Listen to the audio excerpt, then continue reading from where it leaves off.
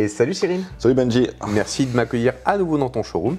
Donc on continue à discuter un peu, enfin du moins à découvrir les évolutions de ta T7. Et aujourd'hui tu nous proposes quoi? Alors aujourd'hui, donc il y a la partie démultiplication un petit peu de la moto, la partie reprogrammation. D'accord, ouais. Et ensuite, suspension. On avait dit donc du coup les suspensions parce que, comme je t'avais dit, c'était un petit peu compliqué par rapport à mon poids, par rapport à cette moto qui était vraiment faite pour moi uniquement à faire du tout-terrain. Et clairement, les suspensions d'origine, enfin, c'était pas possible, quoi, clairement. Alors, qu'est-ce que tu as fait exactement sur tes suspensions? Déjà, tu as changé suspension avant et arrière, que avant? Qu'est-ce que tu as fait? Alors, c'est vraiment un complet. C'est vrai que j'ai la chance de pouvoir connaître Jean-François de chez Tourlet Distribution. D'accord. Et quand je lui ai expliqué un petit peu mon projet, ça lui disait vraiment quelque chose parce que eux, ils travaillent avec Katech, c'est les importateurs France Katech. Ils sont à côté de un peu plus au-dessus de Lyon. Et aux États-Unis, ils venaient de développer du coup les produits pour la T7 justement. D'accord. Et on était un des premiers, quand je lui ai fait exposer mon sujet, il venait juste de sortir la vidéo avec c'était un pilote du Dakar qui avait développé Katech pour la T7.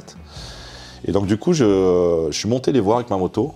On a fait des tests déjà d'origine avec des machines spécifiques qu'ils ont, qui permettent de voir la compression, la détente, enfin vraiment avant et arrière.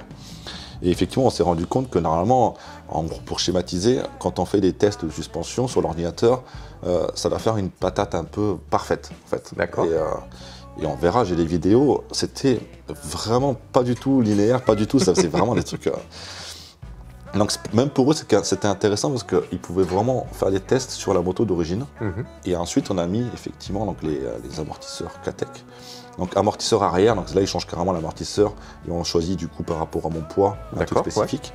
Ouais. Et devant du coup j'ai gardé les tubes, j'ai changé ce qu'il y avait à l'intérieur du coup. Donc les ressorts et les clapets et l'huile, parce qu'ils ont une huile spécifique. Et ensuite, grâce à ça, après, tu peux jouer vraiment sur les réglages. Et quand on a remis, avant de remonter sur la moto, on les a remis en test pour comparer du coup avec les origines. D'accord. Et effectivement, ça n'a rien à voir. Là, on voit vraiment, quand je parle de patate, mais on voit vraiment, tu vois, sur le PC, ça se dessinait parfaitement. On voyait que c'était vraiment homogène. Et par contre, effectivement, c'est pas parce que tu as des bonnes suspensions que la moto sera bien suspendue. Clairement, il faut vraiment travailler après sur les réglages. Moi j'ai la chance d'avoir Cyril qui s'y connaît super bien et même comme ça, comme on ne se voyait pas forcément tous les jours, il faut qu'on roule ensemble, il faut qu'on comprenne la moto, vraiment la suspension avant, la suspension arrière et en plus il y a des préceptes aussi si tu roules seul, si tu roules avec de la bagagerie.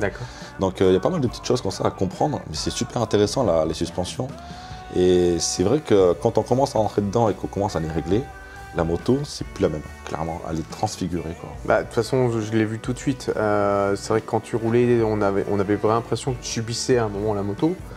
Dès que tu as commencé déjà à avoir les suspensions un peu mieux réglées, on a vu vraiment une nette différence sur ton comportement routier et même sur route. On sentait vraiment une différence. La moto était mieux suspendue, tu rentrais encore plus fort dans le virage qu'avant. Elle avait tendance à vraiment à talonner en arrière. On le voyait vite. Alors après, les suspensions que j'ai, il y a vraiment des réglages. Elle est vraiment configurée off-road là. Clairement, si je vais sur route avec, elle a tendance peut-être à louvoyer un peu, bouger un peu parce que c'est pas fait. C'est qu'on doit leur demander en off-road, c'est pour ça. C'est pour ça, voilà. Donc il y a vraiment, moi je l'ai réglé comme ça, mais voilà, c'est vraiment un pur bonheur maintenant. Là. Il n'y a pas longtemps, on a encore fait des tests avec Sonia et Cyril sur un terrain de cross, on a fait des sauts sur des marches. La moto, elle atterrit vraiment, c'est comme sur un coussin, quoi. C'est impressionnant. Et un vrai régal, donc ça c'était vraiment top. Et c'est vrai qu'après, j'ai changé un peu donc, la démultiplication parce que je trouvais qu'elle était un petit peu molle, un petit peu au début, en bas. Et c'est ce que je lui demande moi dans off-road, c'est pouvoir repartir tout de suite quand il y a une difficulté en fait. Même si je perds un peu en haut, il n'y a aucun intérêt au bout de la 160 avec cette moto. Donc j'ai changé un petit peu la démule en bas. Et donc après j'hésite à changer encore la démule à l'arrière parce que ça pourrait augmenter aussi un peu, mais pour l'instant ça me paraît bien. Donc vraiment juste ce qu'il faut, toi c'est pas énorme, toi tu changes juste une dent en pignon et franchement c'est le jour et la nuit pareil, là tu gagnes au moment du couple, tout ça. Et comme j'avais changé l'échappement X-Hill, avec les normes Euro 5, c'est vrai que c'est compliqué parce que avec les entrées d'air essence, ça m'avait étouffé la moto, on s'en était pas rendu compte tout de suite. Et en fait, à force de rouler, je sentais qu'il y avait, je sais pas, qu'il manquait quelque chose, quoi. J'en ai parlé à Cyril et effectivement il m'a dit qu'il fallait la repasser du coup, faire une reprogrammation légère, très légère, c'est juste en fait on met le PC, et on met un peu plus de... Bah, c'est lui qui le gère mieux que moi, mais en gros, on gère un peu plus d'air, un petit peu plus d'essence. D'accord. Et pour compenser du coup cette norme Euro 5 qui castre un petit peu la moto, quoi. Et là, maintenant, c'est vrai que une fois que je suis sorti de la concession, ça a été vraiment le... Bon, déjà, j'avais la démule, mais en plus, il y avait cette espèce de reprogrammation qui fait qui que... en plus a un intérêt quand tu changes de ligne aussi. Ah, c'était obligatoire. C'est vrai que quand ça, c'est impossible d'avoir vraiment les résultats optimum, quand tu as une ligne qui est neuve sans avoir une reprogrammation complète. Je pense que c'est vraiment le truc à faire.